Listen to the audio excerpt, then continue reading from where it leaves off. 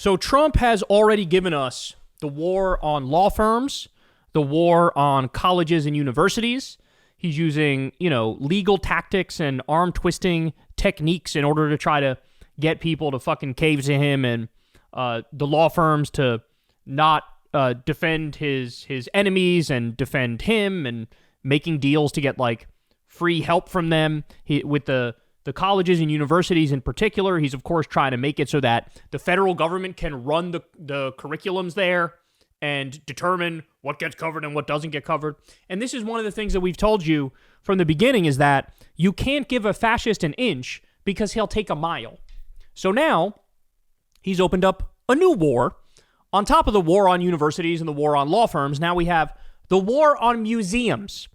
So as you all know, he made this Smithsonian Museum change their impeachment, presentation to drop mention of him, because he was impeached twice. It got through the House twice. It almost got through the Senate after January 6th. It was just a little bit short, but there were like 58 votes in favor in the Senate of impeaching Trump.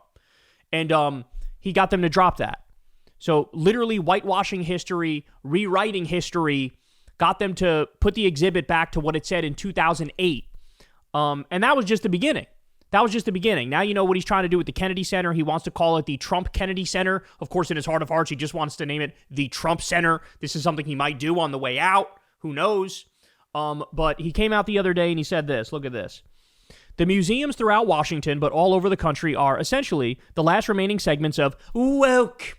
The Smithsonian is out of control, where everything discussed is how horrible our country is, how bad slavery was, and how unaccomplished the downtrodden have been. Nothing about success, nothing about brightness, nothing about the future.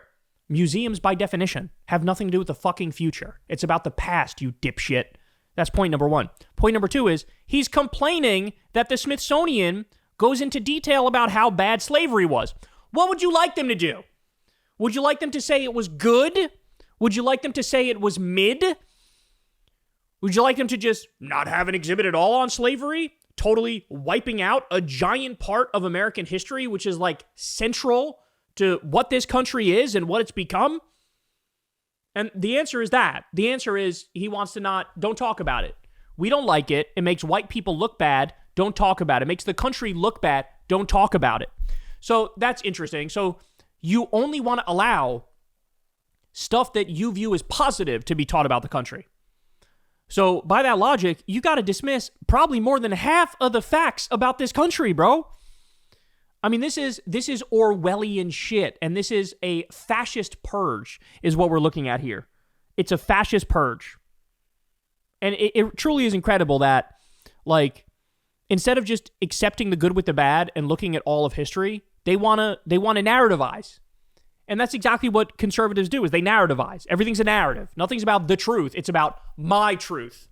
And so Trump says, don't talk about the Native American genocide. Don't talk about redlining. Don't talk about Jim Crow. Don't talk about slavery. Don't talk about, the Great Depression. Do your best to slant everything in the direction we want it. FDR sucked. Ronald Reagan was awesome. This is what he wants to be taught. Trump is awesome. This is what he wants. We are not going to allow this to happen, and I have instructed my attorneys to go through the museums and start the exact same process that has been done with colleges and universities, where tremendous progress has been made. The country cannot be woke because woke is broke. We have the hottest country in the world, and we want people to talk about it, including in our museums. Oh my God. I mean, it's truly terrifying, right? That this one-man wrecking ball can, just purge our history and rewrite our history. And the thing that's most disturbing to me is that anybody at the museum, even tepidly, would go along with this, right? I mean, you should immediately stand up. You should immediately blow the whistle. You should go to the media. You should say, I'm not changing shit, and nobody around me is going to change shit. And if you bring in somebody new, we're going to make sure that they don't fucking change shit. But no. So they want to destroy history. It's so funny because they always attack the left for being politically correct. But what is this? What's he describing here? This is right-wing political correctness. Right-wing political correctness is whitewashing our history and saying, oh, when we came over here, actually, were there some Native Americans here? Yeah, but they welcomed us. And you know what? they're kind of warlike, so they fought amongst themselves and wiped each other out. And we didn't really do westward expansion and manifest destiny and the Trail of Tears. That didn't really happen. They're at fault for wiping themselves out. It wasn't us. Slavery, well, when you really think about slavery, it's more nuanced and complicated than you think. We gave them job skills, but also a lot of slave owners were not white. And who was really in charge of the transatlantic slave trade? It was other black people selling black people. And who was the first people to get rid of slavery? It was white people. So really, if you think about it, this is not what it appears to be. And so we can kind of wash our hands of what this was. This is what they want. This is what they want. And I'll be damned. He's going to get it. Now, by the way, keep in mind, at the same time now, there's a war on truth and a war on history and a war on our museums by fucking idiot, dipshit, right-wing pricks. The same thing is going on in our classrooms. Remember, defund NPR, defund PBS, at the same time, prop up Prager University.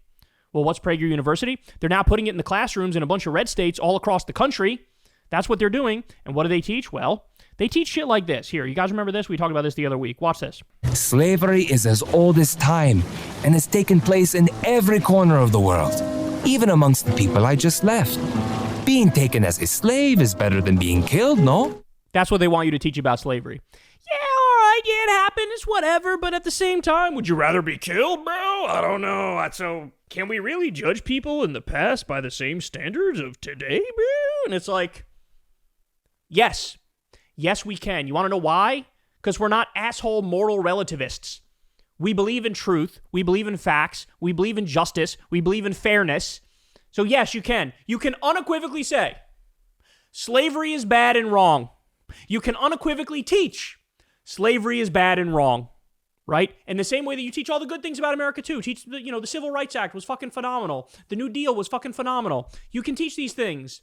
Like, teach everything, but no, they want to rig it. They want to rig it. They want to lie. They want to make it seem like it's really like when people apply these techniques in a country that's not us, everybody realizes how preposterous it is, right?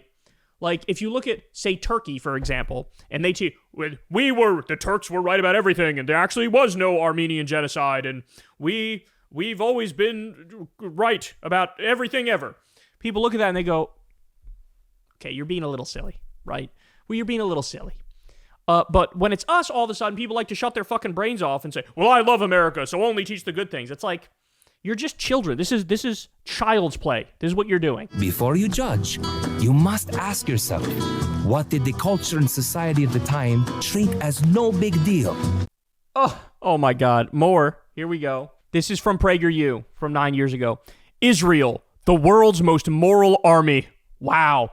How's that going? Are they the world's most moral genociders? Is that what you'd call them now? What would you call them now? I would call them Nazis, is what I'd call them. All right, more. This is all PragerU shit. D-Trans, the full documentary. So this is one about being transgender is bad and evil and wrong, and here's less than 1% of trans people who say, I made a mistake and want to go back. Let's hype up these cases to try to make people think nobody should be trans. That's what that's about. There is no gender wage gap. There's another one for you. This is the stuff they talk about. More. How about this one? What about that? Children, our founding fathers knew that slavery was evil and wrong, and they knew that it would do terrible harm to the nation. They wanted it to end, but their first priority was getting all 13 colonies to unite as one country. The southern colonies were dependent on slave labor, and they wouldn't have joined a union that had banned it. Are you okay with that? I'm certainly not okay with slavery, but the founding fathers made a compromise to achieve something great, the making of the United States. This is what they teach. By the way, they also do Robert E. Lee apologia. They also do Christopher Columbus apologia and pretend like he wasn't a genocidal maniac. So what they're doing is they're teaching fake history. This is fake history, is what it is. And that's what Trump wants. And that's what Trump wants. And as Ron Filipkowski says here, there's probably no connection between Trump's post suggesting slavery wasn't that bad, his restoration of monuments honoring Confederates, and renaming of military bases to honor traitors who believe that it was simply a property right being taken away from them without just cause. That's right. Yeah, the guy is a fucking old, decrepit, ancient bigot and racist. That's what he is. And he's going to stop at nothing to force his worldview onto the country. At the museums, at the schools, you name it. We need to fucking push back with all of our might, bro. Because, again, the thing that's so sickening to me is that this has already gotten as far as it's gotten, right? The fact that he can float something like, oh, we're gonna review everything at the Smithsonian Museum and we'll decide if we like it or not. Like, who the fuck are you? Who are you? You're a fat, balding real estate developer reality star, a curiosity from the fucking 1990s, a clown, a buffoon, a court jester who was on TV fake firing people. You're gonna fucking decide what should go in the museum and what shouldn't go in the museum and what should go in the classroom and what shouldn't go. He's like the last person I would ever pick to, oh, yeah, this guy will give me a fair and accurate representation of some shit. The motherfucker lies like hundreds of times per day. He lies.